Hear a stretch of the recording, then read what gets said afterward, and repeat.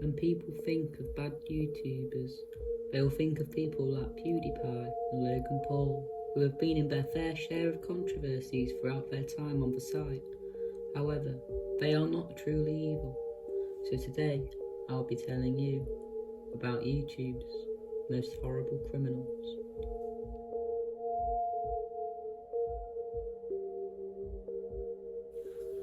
Plasmamasterdon, real name Donzel Owens, was a YouTuber who rose to popularity during the COVID-19 pandemic in 2020, doing covers of popular songs.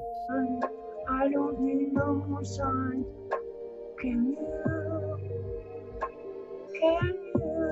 give me reasons we should be complete? At the time, many people needed some nice wholesome content, so a seemingly sweet elderly man doing covers of songs seemed like the perfect option to this. However, this wouldn't last for long. Towards the end of 2020, Nick Crowley exposed Donzel as being a sex offender.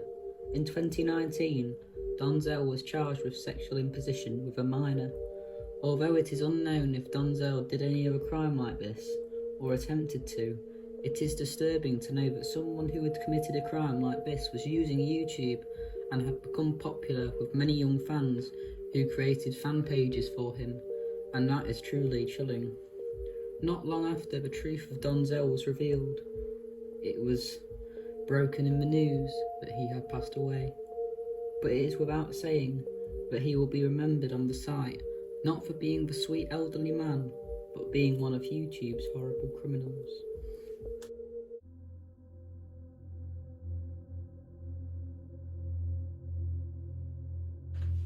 Trey Sessler was a YouTuber who created his channel in September 2006. His channel, called Lenscap Productions, originally consisted of him and his friends making short comedy sketches.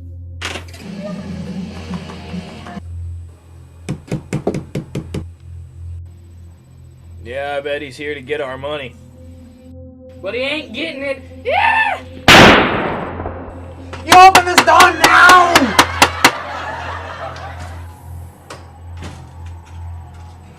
Look at this place! He then soon switched his content to anime reviews, which gave him his infamous nickname, Mr. Anime. Although Trey never got a huge following, famous anime reviewer Giguk cited Trey as an influence for his videos. Trey eventually started uploading some concerning videos, such as his review for High School of the Dead, where he held a gun throughout the entire video, and another case where a clearly intoxicated Trey tested a rifle on an old couch. You can call me the guy that does the video game reviews, you can call me the guy that does all the gun stuff now.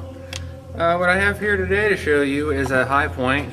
Now, for those of you that are familiar with High Point, you might have a very low opinion of them, or you might have a high opinion of them. I think they're pretty decent, especially for the price. I have here a very classic $9.95.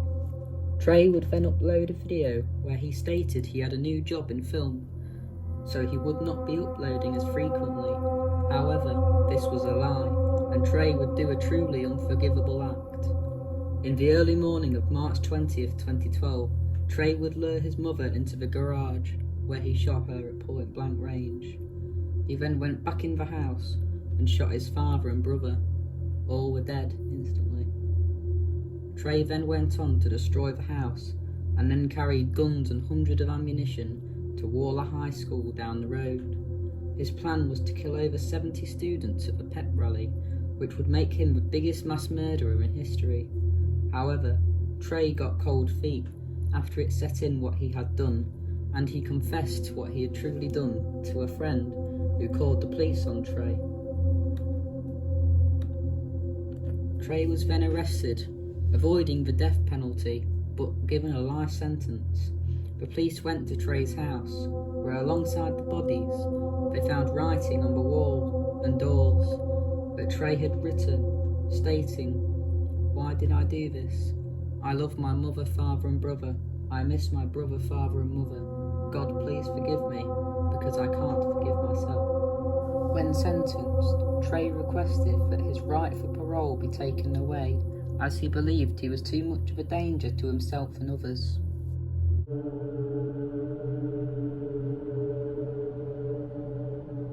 Andrew Blaze, real name Randy Stair, was a YouTuber who started on the site in 2008 as a comedy sketch channel, where he achieved slight success, going on to collab with Make Me Bad 35, and was even mentioned in a Ray William Johnson video. He was arguably the biggest person on the site at the time. Which usually isn't the case for people who post these videos. And good for him, you know? Someone gets hurt in his grandpa's yard and he's like, F it, I'm gonna post this shit on YouTube right next to my blogs. And that's cool, you know? Sometimes when life hands you However, in the coming years, Randy would ditch this channel, going on to make the Ember's Ghost Squad, which was his own fan-made show based on the character Ember McLean from Danny Phantom. Randy had a strange obsession with the character, stating that from the moment he saw her, something changed in him. But this ghost, this woman always connected with me. Ever since I first saw her, sorry, I'm looking at the wrong camera. I have my phone on top of my camera. I keep forgetting I gotta look here. But ever since I first saw her, something changed. And it wasn't like I grew up or anything like that. Like I realized, oh my gosh, I'm attracted to girls and all this. No. It just, something changed. It was like a spark. And it just connected with me. It made me feel warm inside.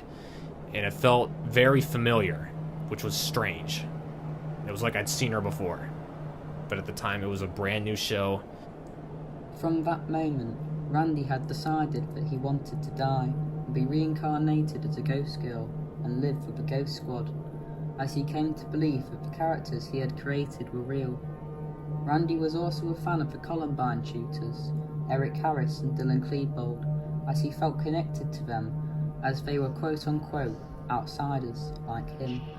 So in one video, Randy flipped a coin 3 times to determine whether he would kill himself in his home alone, or in the supermarket, taking others with him. Got a 1983 quarter right here. You believe in fate? Here's the fate test. I'm gonna flip this 3 times, or the best out of 3 rather, and if it's heads, I'll do it here. If it's tails, supermarket. Tails. That's tails. Heads. That is a tails, folks. Tails.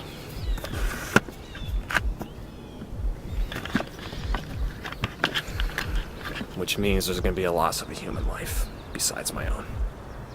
In the early morning of June 8, 2017, Randy blocked the exits to the Wise supermarket that he worked at and pulled out 2 shotguns, which he taped and named replicating the Columbine shooters who did the same. He then shot and killed 3 people before destroying the supermarket and then turning the gun on himself. There is hours of footage still available on YouTube documenting the days up until Randy did what he did.